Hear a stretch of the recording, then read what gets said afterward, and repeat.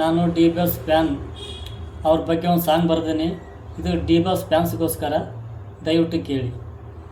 D boss ದರ್ಶನ ನಿಮ್ಮ ಫ್ಯಾನ ಹದಿನಿ ನಾನ, ಮೈಸೂರು ಮಹಾರಾಜ ನಿಮಗಂದ್ರೂ ತಪ್ಪೇನ.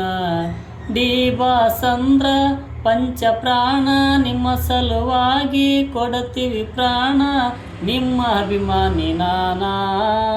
ಡಿ ಬಾಸ್ ದರ್ಶನ ನಿಮ್ಮ ಫ್ಯಾನ ಹದಿನಿ ನಾನ, ಮೈಸೂರು ಮಹಾರಾಜ ನಿಮಗಂದ್ರೂ ತಪ್ಪೇನ.